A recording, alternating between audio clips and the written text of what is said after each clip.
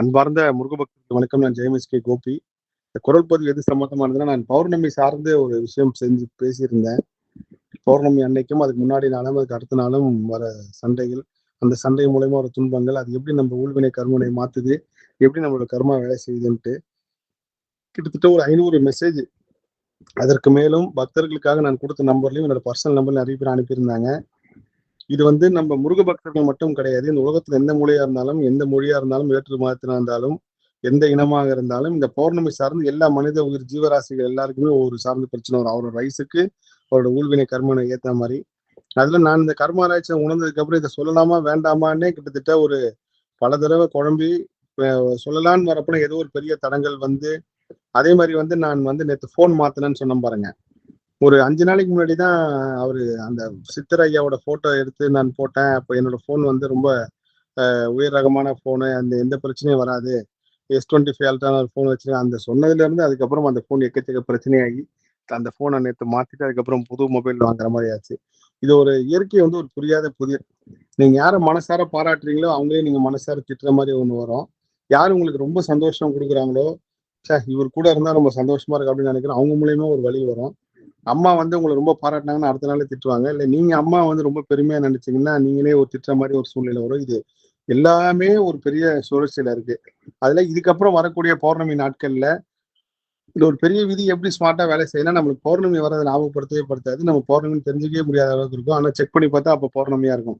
ஒருவேளை கான்சியஸா எல்லாரும் இருந்து இந்த மாதிரி பௌர்ணமி நாட்கள்ல, அமாவாசை நாட்கள்ல எந்த சின்ன சண்டை வந்தாலும் அது பெருசா அடுத்த கொண்டு போகாம நியூட்ரல் மனநிலையில வருவது வரட்டும், போவது போகட்டும்ன்ற ஒரு சமநிலையில இருந்துட்டீங்கனாலும் துன்பங்களை நம்ம மாட்டாம, பெரும்பாலான துன்பங்களுக்கு வந்து நம்ம சிக்காம வெளியே வந்துடலாம். கண்டிப்பா நம்ம துன்பம் வந்துதான் தீரும். நம்மளுக்கு வந்த அடிபட்டு பெரிய ரத்தம் வரணும் அப்படின்னு விதி இருக்கும் போது நம்மளோட வழிபாடு, நம்மளோட எண்ணம், நம்மளோட சமமான மனநிலை வந்து ஒரு சின்ன குண்டூசி கொடுத்து கூட ஒரு சொட்டு ரத்தம் வந்துடும். இல்லை நம்மளே போய் பிளட் டெஸ்ட் கொடுத்துட்டா கூட ஒரு பெரிய மாற்றம் வரும். இதெல்லாம் கர்ம ஆராய்ச்சியில நான் கண்ட ஒரு கடுகளவு உண்மை. ஆனால் கிட்டத்தட்ட இன்னும் 99% வந்து யாராலையும் உணரவும் முடியாது, அது இயற்கையை தெரியவும் படுத்தாது. ஒரு 2%, 3% தெரிஞ்சதுக்கே வந்து எனக்கு வந்து சில விஷயங்கள்ல வந்து தலை சுத்துற மாதிரி ஆயிடும். ஒரு மனிதன் நம்ம பேசுறப்போ அவங்களுக்கு ஒரு துன்பம் வரப்போகுது, நான் அவங்களுக்கு பெரிய பெரிய நல்லது எதுவுமே அவங்களுக்கு எப்படி சொல்லாம அமைதியா இருந்துட்டு பிரார்த்தனை பண்றேன் அப்படின்னு சொல்ற போல சில பேருக்கு வந்து என்னடா அவர் ஒரு பிரார்த்தனை மட்டும் பண்ணிக்கிறேன்றது எதுவும் சொல்ல மாட்டாரு அப்படின்னு சொல்லி நினைச்சிருக்கலாம். ஆனால் நான் உங்களுக்கு பண்ற பெரிய நல்லதே அதான். அந்த துன்பத்தை அனுபவிச்சிட்டீங்க அப்படின்னாலே உங்களுக்கு வந்து அடுத்ததோட பெரிய துன்பம் வராது. அதே சமயத்துல எல்லாருக்கும் அப்பா அம்மா, எல்லாருக்கும் மனைவி, எல்லாம் சார்ந்து ஹெல்த் பிரச்சனை வரப்போ அந்த சமயத்துல நீங்க சமமான மனநிலையோட இருந்துட்டீங்க அப்படின்னா கண்டிப்பா அவங்க ஹெல்த் குணமா வந்துடும்.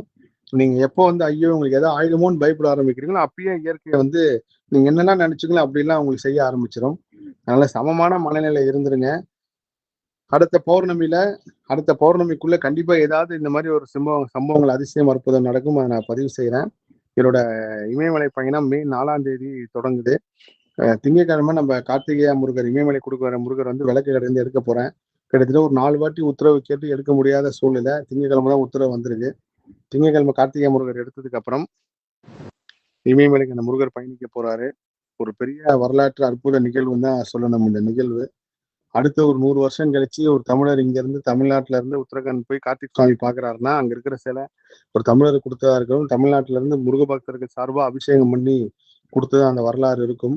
ஏதாவது ஒரு வகையில நான் அந்த கல்வெட்டை அங்க வைக்கணும்னு சொல்லி முயற்சி பண்ணிருக்கேன். அதையும் முருகப்பெருமான் இப்படியா நடத்துவாரு. முருகர் அற்புதம் அதிசயம். எல்லா புகழும் முருகனுக்கு. நன்றி.